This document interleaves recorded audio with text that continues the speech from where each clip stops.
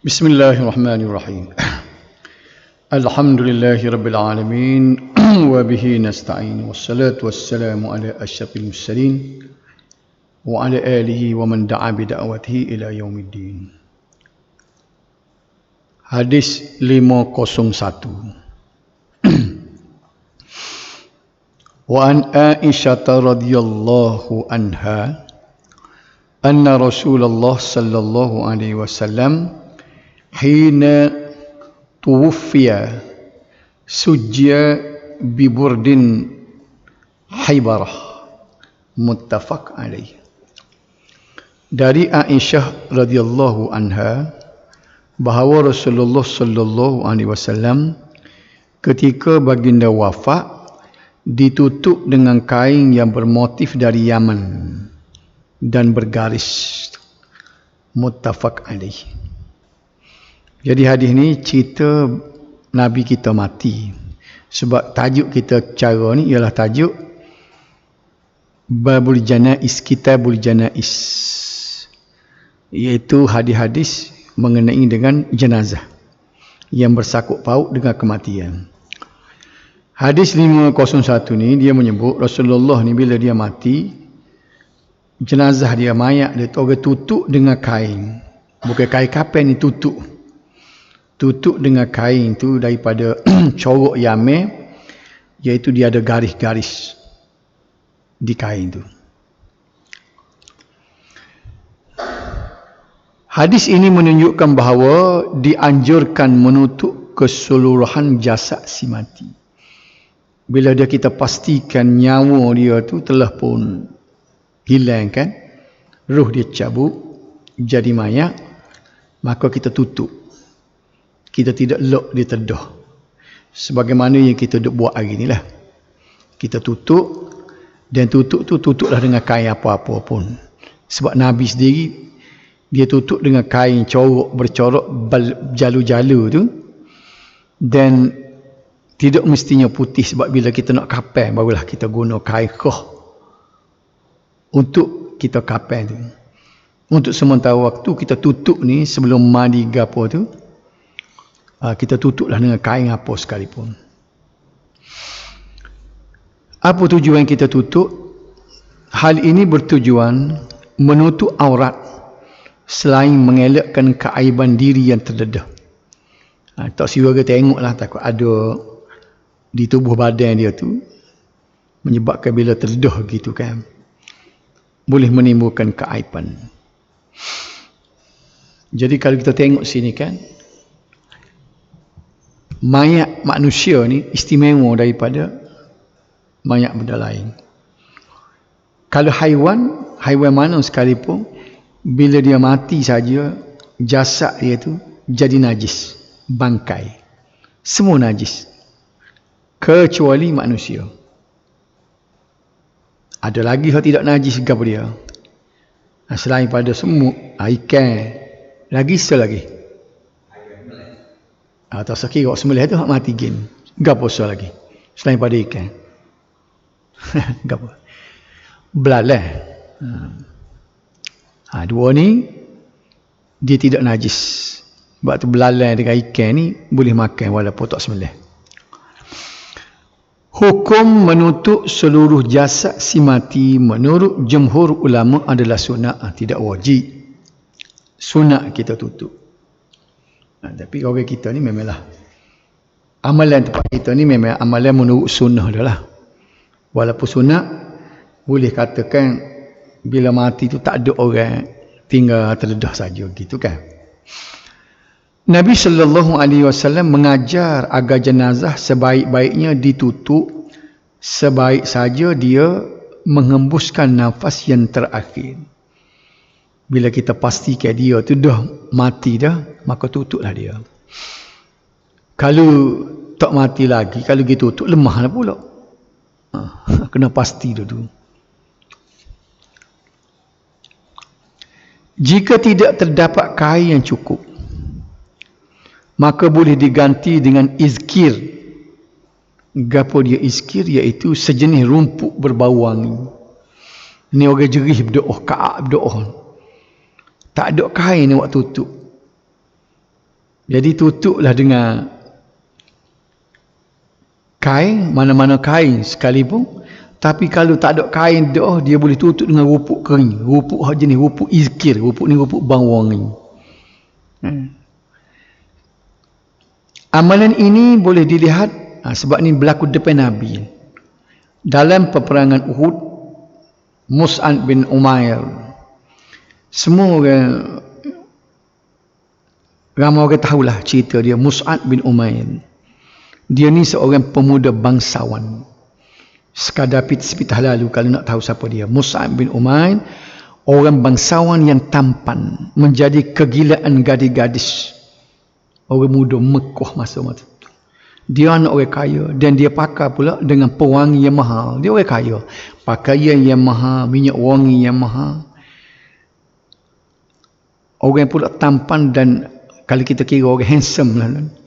Menjadi kegilaan gadis-gadis di kota Mekah pada masa itu. Tiba-tiba dia masuk Islam. Dia diseksa oleh keluarganya. Itu cerita Mus'ab bin Umair. Dia diseksa sehingga bila dah lepas seksa tu, mari rekah cerita, mari jumpa dengan Nabi sallallahu alaihi wasallam. Nabi menangis, Nabi teriak ke dia. Tak ada dah hak comel dia. Dia kata, aku kenal mu ni Mus'ab, orang yang lawa, anak orang bangsawan, orang kaya. Tapi oleh kerana kena seksa oleh keluarga dia, maka dia tu akan jadi macam tak kenal dia, kuruh kering, dengan kulitnya jadi kasar, giginya patuh macam-macam dah, muka tak cukup makan ni, duduk dengan keadaan miskin selas pinggan. Tapi dia turut Nabi berhijrah ke Madinah. Dia ikut serta dalam peperangan Badar. Peperangan pertama umat Islam itu benar. Peperangan kedua ni, peperangan Uhud, menyebabkan ramai tentera Islam mati, termasuk pak saudara Nabi sendiri, Hamzah. Jadi Musa ni terbunuh dalam peperangan inilah. Bila dia tu tengok anak orang bangsawan, bila dia mati tu, nak tutup, cari kain dia tak ada. Nak tutup, bukan nak kapas, nak tutup. Nak tutup mayat sementara nak mandi, tak ada kain. Jenazah beliau, kecuali kain kecil, dia cari, hak dalam milik dia adalah berkali kain serban dia. Tak ada.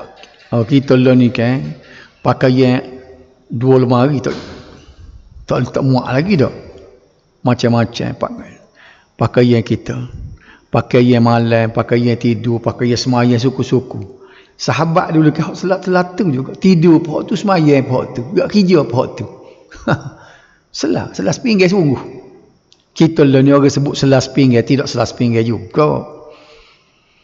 Nak tutup mayat dia saat ni, sementara nak mandi ni, kecil punya kecil, ditutup bahagian kepalanya, bahagian kakinya kelihatan. Dan jika ditarik untuk menutup kakinya, kelihatan pula bahagian kepala. Mana kecil pada body. Boleh bayar tak? Orang yang paling jerih. Lagu ni lah kehidupan sahabat dulu. Kita lah ni hodok tubik dalam TV, royak teriak belakang makan payah, tak siapa gini mu. Acu gecek tengok. Cuma dia tak boleh makan nasi 3 kali sehari, makan jari-jari gitu. Ni jerih-jerih sungguh, kain pun tak ada. Baik. Jadi melihat keadaan itu, kita tidak nak fokus kepada cerita tadi, tak nak tu sepitah lalu je, nak tengok hukum. Jadi oleh kerana kain tak cukup, Nabi sallallahu alaihi wasallam menyuruh mereka menutup bahagian kepala sahaja dengan kain, sementara bahagian kakinya ditutup dengan izkir, sejenis rupuk kering yang bau sedap. Tutup dulu dengan rupuk. Kalau kita boleh tengok tubik dalam Facebook lah, Tok Waki tak cara, betul tak? Tok Ngulu tak cara, nak tutup mayat pun tak ada kain. Orang lain nak punya, orang lain tak ada juga masalah. Kemudian, jadi kita nak ambil hukum tadi, nak tutup mayat nanti boleh tutup dengan benda lain. Jadi Imam An-Nawawi dalam Syarah Muslim menyatakan bahawa perkara ini disepakati oleh para ulama. Tak ada khilaf. Boleh kita tutup dengan benda lain. Beliau berkata lagi bahawa antara hikmat menutup jenazah dengan kain sebelum dimandikan bertujuan menjaga aurat agar tidak terdedah kepada umum. Jadi itulah dia sikit sebanyak pengajaran yang kita boleh daripada hadis 501. Tidak banyak dia bicara ni sebabnya nak tahu lagu mana kita nak tutup jenazah sebelum mandi. Baik, hadis 502 pula. Wa anha anna Abu Bakr As-Siddiq radhiyallahu anhu qabbala an-nabiy sallallahu alaihi wasallam ba'da mautihi, rawahu al-Bukhari. Dari Aisyah radhiyallahu anha bahawa Abu Bakar As-Siddiq radhiyallahu anhu telah mengucup Nabi sallallahu alaihi wasallam setelah baginda wafat.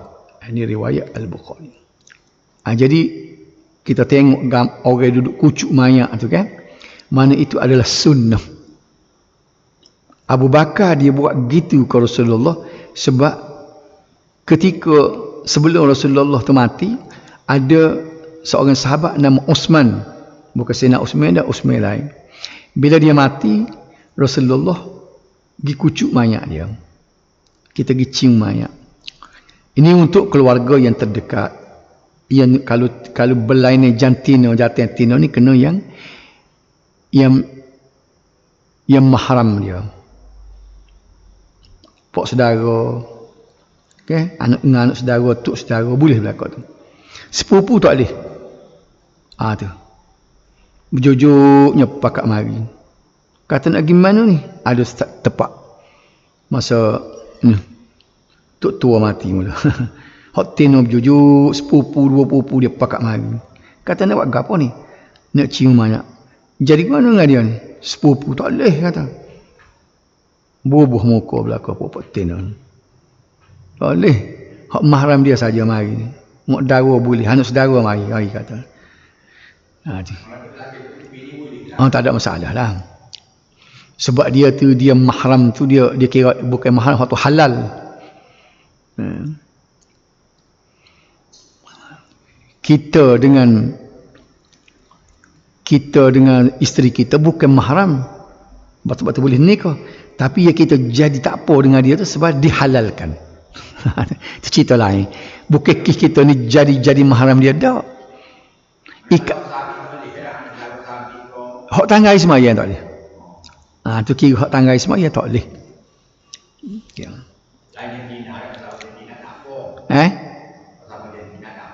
Sama jantina tak apa, tengok Nabi kan. Orang lain suku sakak pun boleh. Itu kita. Jadi amalan mencium mayat itu ialah sunat. Hadis ini menunjukkan perbuatan dan amalan sahabat Nabi sallallahu alaihi wasallam, iaitu Abu Bakar radhiyallahu anhu yang mencium jenazah baginda. Jadi kita nak ambil panduan hukum ni, pertama dia kena tengok batin tubuh Nabi. Yang kedua kena tengok sahabat. Tambah-tambah macam Abu Bakar ni dia panggil kibarus sahabah. Sahabat besar, sahabat agung. Jadi amalan sahabat boleh dijadikan hukum. Sebab Nabi sebut, alaikum bisunnati wa sunnatil khulafa'ir rasyidin al-mahdi. Wajib bagi kamu ikut sunnah aku tunjuk. Kita baca dalam hadis-hadis Nabi buatlah mana. Desa lagi boleh tu wa sunnatul khulafa'ir rasyidin al-mahdi. Iaitu sunnah, perbuatan dan amalan khalifah khulafa ar-rasyidin yang mendapat petunjuk. Jadi Abu Bakar buat ni sudah cukup. Abu Bakar dia mencium jenazah Nabi sallallahu alaihi wasallam, itu boleh kita jadikan hukum.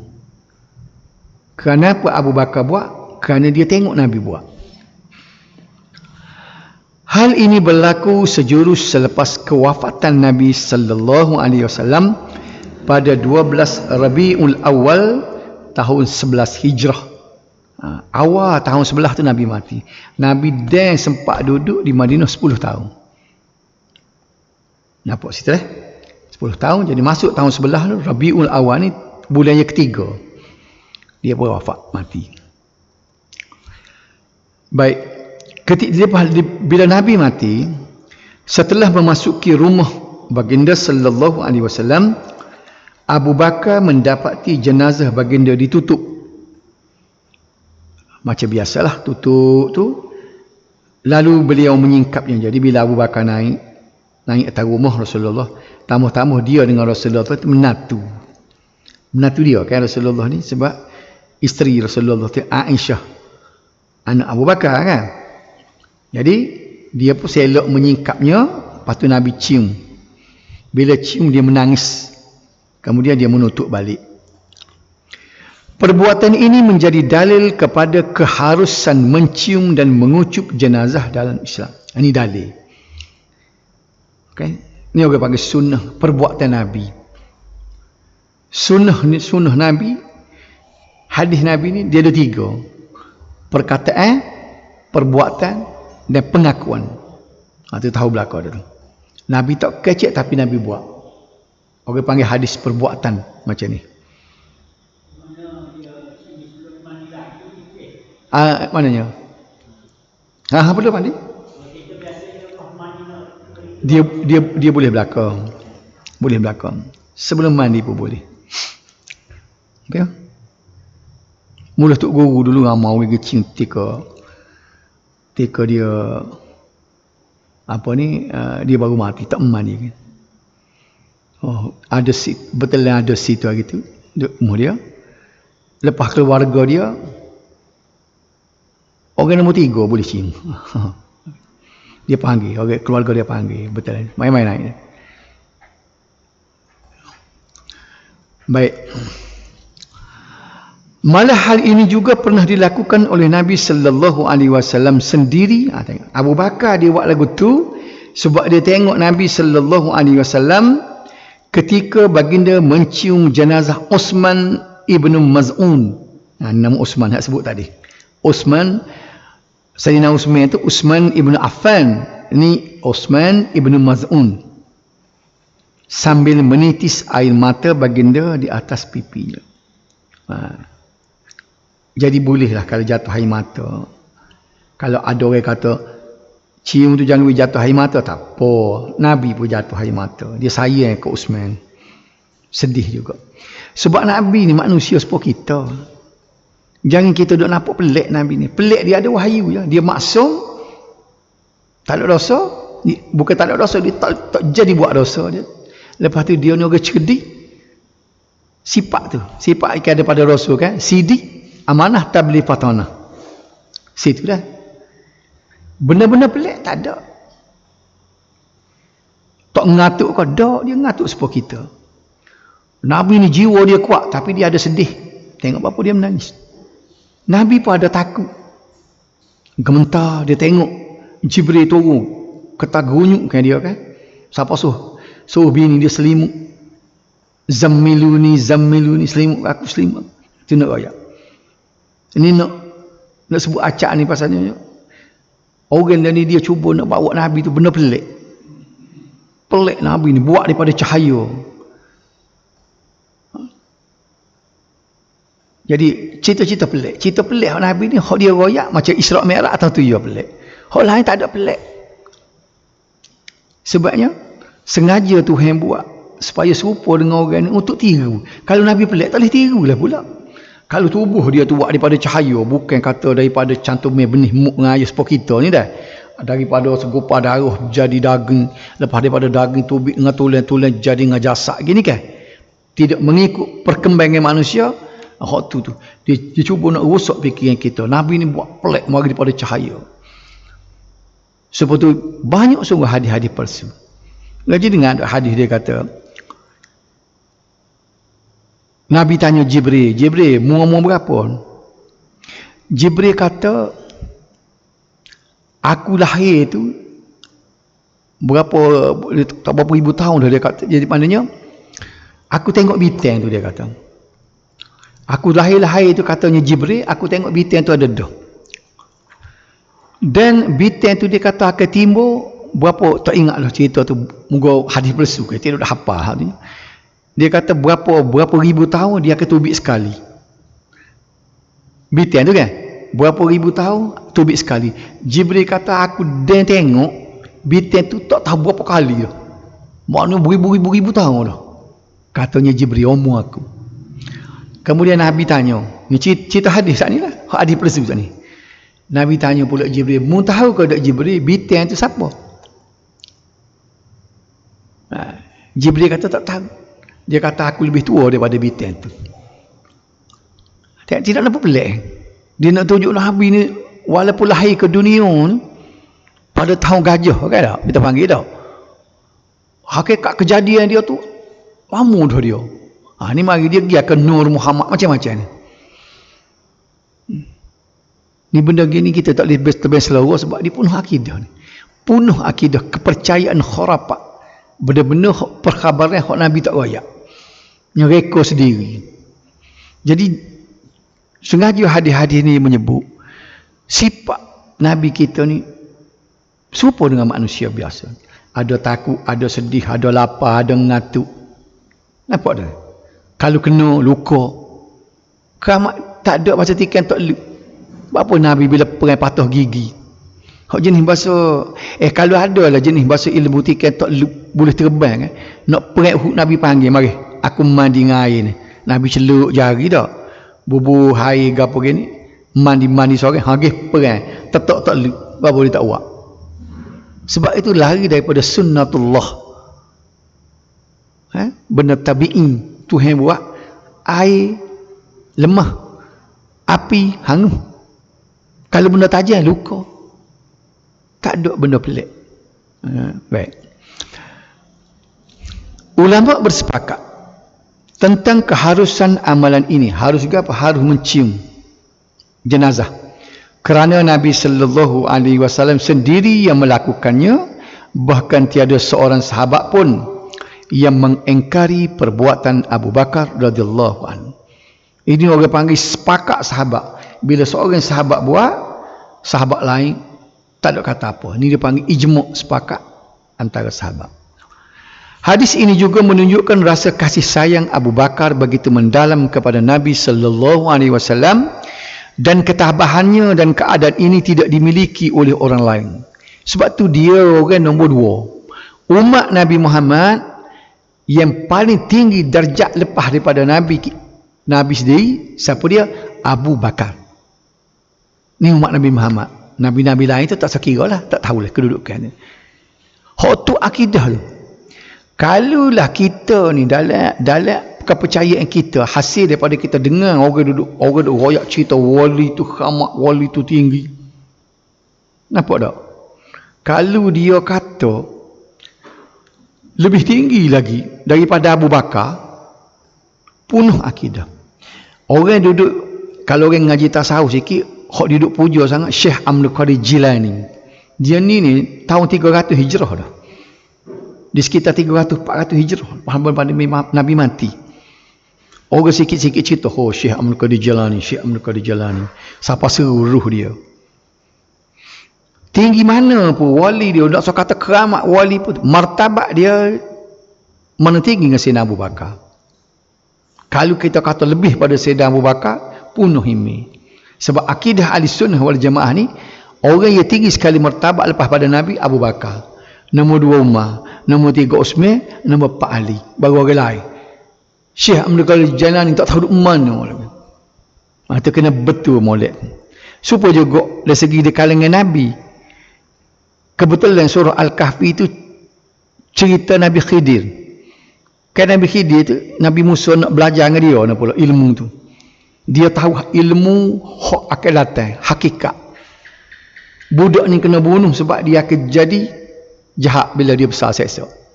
Jadi dia tahu tu kerana Tuhan bagi ke dia. Jadi Nabi Musa tu panjang cerita sikit kan. Kita dah lalu dah dalam tafsir itu cerita tu. Maka orang yang perlu aku kata, oh hebat Nabi Khidir ni lebih pada Nabi Musa. Asli tu penuh akidah. Dia lebih Nabi Khidir, dia tahu benda tu bukan menyebabkan martabat dia tinggi. Jauh lagi dengan Nabi Musa. Sebab Nabi Khidir ni kalau dia Nabi pun dia tidak rasul. Dia orang panggil dari segi tarah dia kan martabat. Nabi dengan rasul ni ada hak Nabi saja, ada hak Nabi tidak ada hak Nabi tidak rasul, ada hak Nabi dan rasul. Faham tak? Hak Nabi rasul ni dia lebih tinggi daripada Nabi saja. Jadi Nabi Khidir ni dia Nabi saja, dia tidak rasul. Ada pun Nabi Musa ni Nabi lagi rasul, martabat tinggi dia. Lepas tu pula Nabi Musa ni pula di kalangan Nabi ni ulul azmi. Kita ngaji dah. Ulul azmi ada berapa orang? 5 orang. Siapa dia nombor 1? Nabi Muhammad, Ibrahim, Musa, Isa, Nuh. Itu turut ten dia dah. Muhammad, Ibrahim, Musa, Isa, Nuh. Nabi Musa dia duduk nombor 3. Ni. Dalam ulul azmi dia duduk nombor 3. Ada pun Nabi Khidir tu rasul pun duduk, ulul azmi pun duduk. Jauhnya. Tapi bila dia mengaji tasawuf gini, tok guru ustaz tasawuf dia duduk masuk tu hebat. Nabi Khidir seolah-olahnya jadi lekeh pula Nabi Musa. Asyik tu penuh akidah kita. Gitu.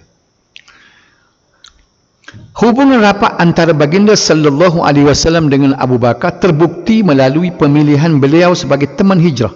Sebab tu dia jadi orang nombor 1. Nabi tak ajak orang lain pergi nusuk di Gua Sur. Ketika lari tu nak pergi berhijrah tu dia kena mengelakkan dulu. Kalau pergi direct orang duk pitah. Sebab ada orang tawaran. Siapa dia berhigak Muhammad mati atau hidup, orang kafir Quraisy pembesar Quraisy akan beri hadiah 100 ekor unta. Hak kita baca tafsir baru ni kan. Baik. Jadi dalam ramai-ramai sahabat Nabi kita sallallahu alaihi wasallam dia ambil Abu Bakar. Tak dipilih Abu Bakar. Itu menunjukkan Abu Bakar ni orang yang nombor 1 lepas pada Nabi. Dan ketika Nabi sakit nak mati tu, Nabi suruh Abu Bakar jadi tu imam. Itu petanda. Sebab itulah bila Nabi mati, khalifah pertama Abu Bakar. Saat bagi negeri tadi. Begitu juga dengan pengorbanan Abu Bakar yang bukan sahaja melibatkan harta benda, malah juga melibatkan jiwanya. Sebahagian besar sejarawan mengatakan bahawa kematian Abu Bakar selepas 2 tahun menjadi khalifah, dia jadi khalifah dan 2 tahun. Disebabkan kesedihannya yang mendalam terhadap ketiadaan Nabi sallallahu alaihi wasallam, bawa kepada penyakit, derita dia sayang kepada Nabi itu, dia tak boleh lupa, menyebabkan terbawa mengganggu kesihatan dia. Mengutamakan dulu tak ada vitamin, tak ada gapo kan, jadilah makan tak lalu, kuruh kering, duk mikir kerana dia sayang kepada Nabi. Okey. Hadis 503. Isu apa cik bahasa itu? Lapis suku ada 10 minit. Dan hadis ni 10 minit ni dah hadis ni. Wa an Abi Hurairah radhiyallahu anhu anin Nabi sallallahu alaihi wasallam qala nafsul mu'min mu'allaqatun bidainihi hatta yuqda anhu, rawahu Ahmad wa Tirmizi. Dari Abu Hurairah radhiyallahu anhu bahawa Nabi sallallahu alaihi wasallam bersabda, roh orang mukmin tergantung dengan hutangnya sehingga dilangsaikan hutang tersebut. Baca sekali ke boleh faham dah tak? Bila mati roh orang mukmin, roh orang kafir tak secara lah, muka tak dia pakai somak neraka selalu dah.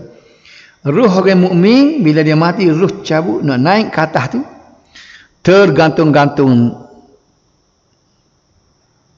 muallaqah, kih gapa ada hutang. Ingat molek dah. Jadi siapa kalau berasa hutang-hutang tak bayar lagi, selesai lah. Hadis-hadis gini kena baca jenis orang bahasa tak si bayar hutang orang. Cikgu Hasan kena ambil ni bagi kesaing dia. Pitih Cikgu Hasan tak bayar pakai hari ni. Kat 20 tahun. 503 ambil hadis 503 pergi baca dia. Lebih dah 20 tahun dia. Goyak ke dia. Dia tak jadi dengar ni benda ni. Ni semaya bank saja, pergi buat umrah saja. Tak jadi, tak selalu goyak. Ni kita tengok di depan ni. Kalau tak bayar hutang, dia jadi lagu mana. Dia kata roh dia tergantung. Kita bincang ni panjang sampai habis taruh dah. Hadis ini menekankan tentang kewajipan membayar hutang dengan segera. Di antara benda al-ajlatu minasyaitan illa fi khamsah. Nabi kata belorak gaduh tu jenis belorak gaduh ni khijat setan. Kecuali 5 perkara. Hak ni dia suruh belorak. Termasuk 5 perkara ni bayar hutang. Bayar hutang ni kena bergaduh. Walaupun Nabi kata khijat gaduh ni perbuatan setan. Dak tak apa benda lain. Makan gaduh gapo kita buat kerja nak selu-selu gaduh gini ni tu kerja setan. Tapi bab bayar hutang dia suruh belorak. Apa? Selagi hutang seseorang itu tidak dilunaskan setelah kematiannya, maka ruhnya tergantung. Maksud ruh tergantung ialah ruhnya tidak dapat dihisap untuk menduduki tempat yang mulia di akhirat. Di alam akhirat seterusnya tidak dapat menikmati segala nikmat yang disediakan di akhirat. Bila dia mati saja tu kubur-kubur ni ialah orang panggil transit untuk menuju sama ada syurga ataupun neraka. Kalau orang tu ahli syurga, dia masuk kubur tu dia boleh merasai nikmat. Separuh nikmat tu dia boleh dah. Raudun min riyadil jannah. Satu kebun daripada kebun syurga. Jadi orang ni walaupun dia kuat amalan, banyak amalan, hak lain tak boleh take, hutang tak bayar. Dia tak boleh kecap benda tak boleh, tergantung, tak boleh kira nanti dulu. Jadi dia kelih saja, sepatutnya aku boleh duduk dah situ. Kenapa dah? Boleh duduk situ tapi aku tak boleh pergi pasal apa? Tak bayar hutang. Culah. Wak baloh nak pula kau orang hak jemputan.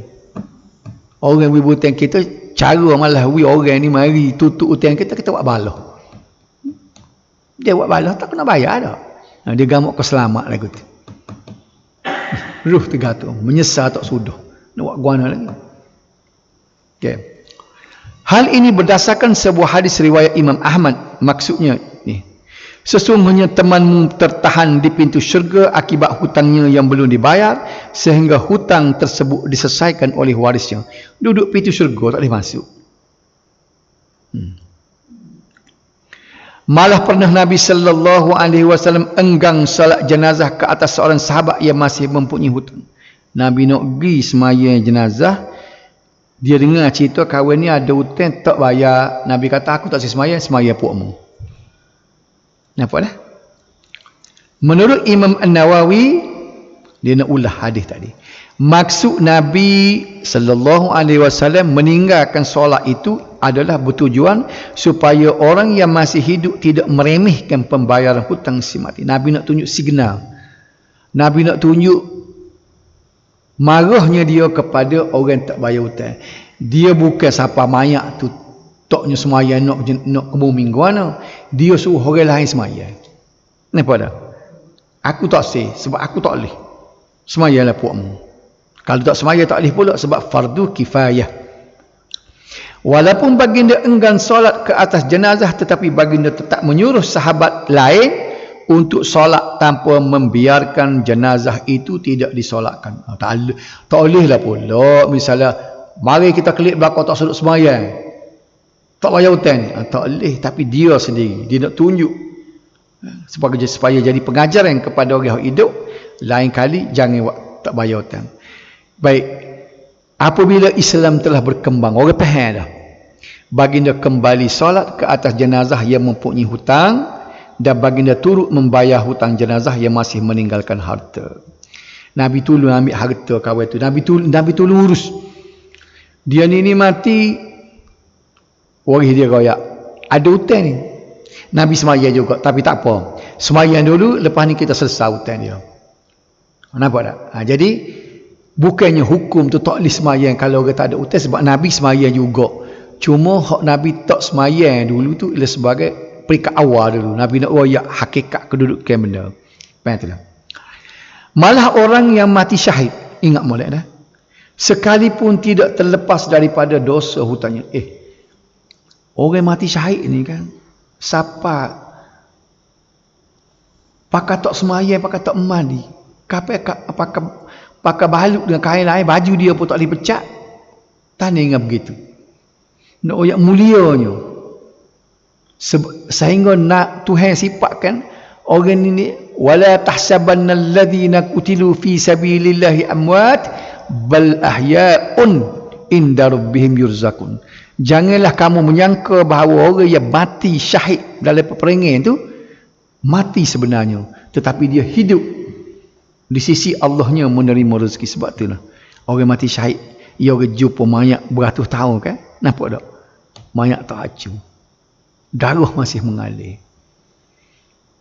Walaupun gitu, nak royak gapo saya, nak royak mulianya mati syahid tu, begitu tak ada lah pahala yang paling besar sekali mati syahid. Kemuncak pahala yang paling besar sekali mati yang paling mulia mati syahid. Tapi kalau dia tu ada hutang, tak masuk syurga juga. Besar ni, tak bayar hutang. Tolong royak lah weh, kalau anak beranak ni, hak jenis colah tak bayar hutang kan. Sebuah hadis riwayat Muslim, yaghfirullah lisyahid kullu dhanbin illa ad-dain. Salah kullu tu kullar. Yaghfirullahu lisyahid kulla dhanbin illa ad-dain. Bagi hatta. Diampunkan segala dosa orang yang mati syahid kecuali hutang. Orang mati syahid ni dosa lain tu hapus lalu. Tapi hutang dia tak hapus. Berat kot hutang. No. Tapi orang apa benda gini jadi orang tidak takut. Dia takut minum arak, berjudi, berzina. Hak tu kalau dia mati syahid tu apa? Tapi tak bayar hutang orang tak apa. Ni hadis Muslim ni, hadis sahih. Kita duk ngaji sama kan? Hadis Muslim ni hadis sahih. Sekali dengan Bukhari lah ni. Gapo dia? Dosa orang mati syahid, semua dosa dia diampun kecuali hutang. Tu ingat molek walaupun tak boleh nak baca yaghfirullahu lisyahid kulla dhanbin tu dah. Cuba ingat hadis ni kod Melayu. Boleh ingat cikgu rasa kod Melayu ni dah. Masuk orang mati syahid, dosa dia diampun terus habis licin dosa. Diampun kalau dia mati syahid. Kecuali ada kecuali hutang. Hadis ini menunjukkan bahawa hutang ialah perkara yang amat perlu diberi perhatian untuk diselesaikan dengan segera. Jika si mati tidak sempat untuk berbuat demikian, bukan dia tak si bayar, dia tak ada nak bayar, janji dah. Maka warisnya hendaklah menyelesaikannya. Kalau waris tak buat, anak ni, ayah dia royak ada hutang tak ada nak bayar ni, orang ni, dia tahu, dia kata bila tuan tu mari orang tuan hutang tu mari minta, dia kata demo ngayah kita tak sabit dengan demo dia tahu ni hak kita dah, dia kata ni. Kalau dia buat lagu tu dia tanggung dosa. Hutang yang dimaksudkan di sini ialah hutang sesama manusia, seperti dalam urusan jual beli tak ada nak bayar beli barang orang. Upah tukang mari di rumah tak ada bayar upah habis tuan rumah tu mati. Pinjam ni hutang sama-sama. Mas kahwin ada mas kahwin hutang tak ada nak bayar, mati kena bayar juga, tak ada nak bayar. Cuma tak ada lah orang dengan mas kahwinnya hutang RM2,000 hutang, tak ada malu kat orang dia. Tapi boleh, hukum boleh. Dia ni baca bayar pampasan dan sebagainya. Itu hutang sama manusia. Hutang begitu juga hutang dengan yang berkaitan dengan hak Allah seperti zakat. Zakat tak bayar, anak kena bayar. Ibadat haji. Sebab tu haji dia ada upah haji tu. Nazar, kafarah. Ulama salaf bersepakat dalam masalah hutang bagi si mati, iaitu hutang mesti didahulukan daripada pelaksanaan wasiat dan pusaka. Bila mati, harta dia tinggal. Anak-anak waris-waris ni jangan gaduh nak bagi saka. Benda pertama yang kena tanya dulu, hutang dulu. Lepas bayar hutang semua, baru pergi ke wasiat, baru pergi ke pusaka. Hal ini bermaksud jika si mati yang berhutang meninggalkan harta, ingat molek ni, maka harta tersebut mesti digunakan terlebih dahulu untuk membayar segala hutang si mati. Dan harta yang masih berbaki barulah dilihat kepada ni nombor 2 ni. Dah habis dah hutang, wasiat si mati, selesai dulu wasiat dia. Seterusnya dibahagikan mengikut hukum pusaka. Okey, kalau ada harta lagi, kalau dia bagi teko hidup ni tak jadi saka. Ini bermakna sekiranya pewaris tidak segera melangsaikan hutang si mati, moga main harta dekat dan boleh tu dekat cara apa lah dah. Ayuh hamba hutang bukan hamba dia kata. Sedangkan si mati meninggalkan harta yang cukup untuk membayar hutang, maka pewaris tersebut dikira berdosa kerana gagal menunaikan kewajipan membayar hutang si mati. Nampak sini. Selain itu roh si mati, kalulah mula ni pesen dah, hutang orang tak bayar lagi ni, janji nak bayar ni. Kalau ayuh mati dia sakit kan, tolong selesai hutang dah. Okay. Anak tu kalau dia tak buat lagu tu, ayuh dia lepas. Anak dosa tu naik atas anak. Ingat molek dah. Tetapi sekiranya pemberi hutang menghalalkan segala hutang si mati, maka si mati dan juga pewarisnya terlepas daripada tanggungjawab tersebut. Kita bersih dah. Setakat tu, sambung minggu depan.